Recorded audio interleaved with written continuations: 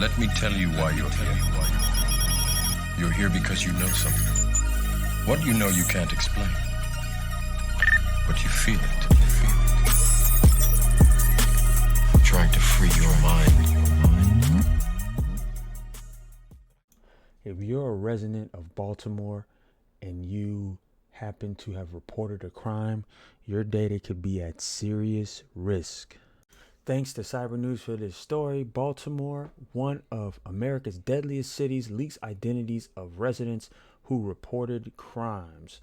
An unprotected instance revealed the identities behind 13.5 million complaints submitted since 1989, severely threatening the safety of individuals who have used Baltimore City's 311 services. Now, when you report a crime, obviously you know that it's kind of a duty to protect your community and the people around you, but I would imagine that as a citizen of Baltimore, you would think that there would be some level of protection for yourself, at least for your own private data.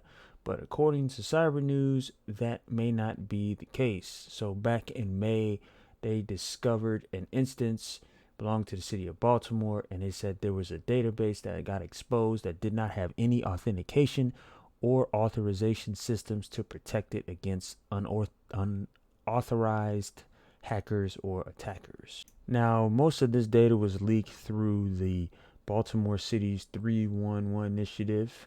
And it said 311, it started off as a non-emergency phone line, and it can now be used, you can now use it with an app or a website.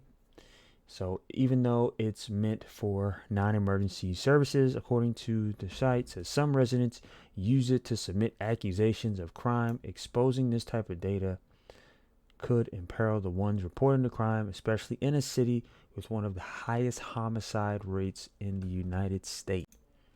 Now, since May 20th, this exposed leaked data is no longer available to the public.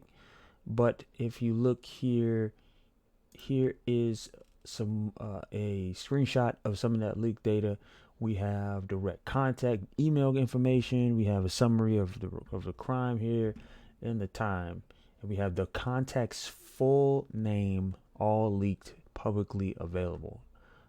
As of May 20th, though, this is no longer available, but at the time it was easily accessible by anybody if they wanted that information. So while this leaked instance was publicly available, here is some of the reports and complaints that were publicly available. We have reported traffic accidents, housing sanitation requests and complaints, road quality reports, location and statuses of speed cameras, animal control complaints, and accusations of illegal activities.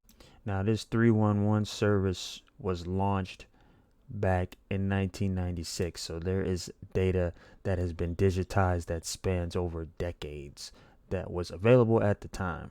So researchers says the leak undermines the privacy and potentially security of individuals who reported issues such as accusations of criminal activity on the platform. Leaking such reports could be dangerous for Baltimore citizens who use the platform, as the city is infamous for ranking at the top of the list when it comes to violent crime in the U.S.